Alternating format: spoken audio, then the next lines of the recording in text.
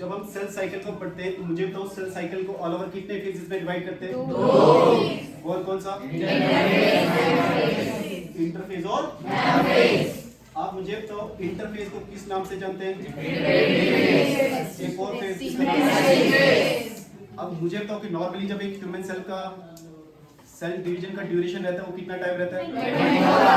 24 hours. और 24 hours में मुझे बताओ जो इंटरफेस लेता है वो कितना टाइम लेता है?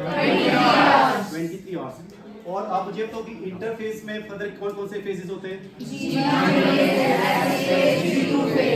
अब इसमें भी सबसे लॉन्गेस्ट फेज कौन सा होता है?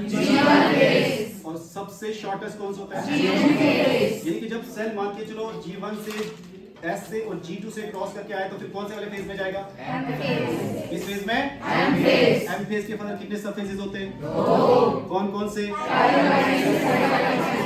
काइरोकाइनेसिस और तो मुझे बताओ कि काइरोकाइनेसिस का मतलब क्या होता है? और साइटोकाइनेसिस का मतलब क्या होता है? अब मुझे काइरोकाइनेसिस की फर्दर कितने सब फेजेस है? 4। पहला कौन सा है? दूसरा कौन सा है? तीसरा कौन सा है? चौथा कौन सा है? टीलोफेज। और टीलोफेज के बाद क्या होगा? मुझे तो काइरोकाइनेसिस में सबसे शॉर्टेस्ट फेज कौन सा होता है? सबसे लॉन्गेस्ट कौन सा होता है? अच्छा, एक जितने जैसे हमने आपको G1 फेज के बारे में कल की क्लास में डिस्कस किया था, आज हमने S फेज और G2 के बारे में पढ़ा। किसके बारे में? अब मैं आपसे पूछूंगा कि बताओ S फेज का सबसे मेन इवेंट क्या होता है? Replication of DNA. अगर मैं आपसे पूछूं कि सपोज मान के चलो आपके सेल में 2n = 10 है, यानी कि 10 क्रोमोसोम्स है और अमाउंट ऑफ 2C है, तो मुझे बताओ S फेज के बाद इसका क्या चेंज आएगा?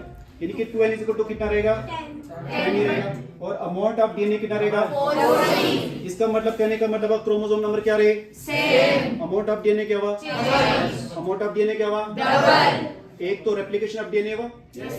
अब दूसरा क्या होगा कि सेंट्रियोल का क्या होगा? डुप्लीकेशन। इससे पहले जो सेल ऑर्गेनेल्स थे वो कहां पे डिवाइड किए थे? कौन से ऐसे 3 सेल ऑर्गेनेल जो G1 में डिवाइड नहीं किए थे? माइटोकॉन्ड्रिया, प्लास्मिड और सेंट्रियोल। अच्छा, सेंट्रियोल का डिवीजन कहां पे होता है? यानी कि रेप्लिकेशन कहां पे होता है? S फेज में। एक सेल ऑर्गेनेल जिसका डुप्लीकेशन आपका S फेज में होता है वो कौन सा है? सेंट्रियोल का। अच्छा, ये जो सेंट्रियोल का जो डुप्लीकेशन हुआ ये प्लांट सेल में हुआ या एनिमल सेल में हुआ? इसमें प्लांट सेल में क्यों नहीं हुआ?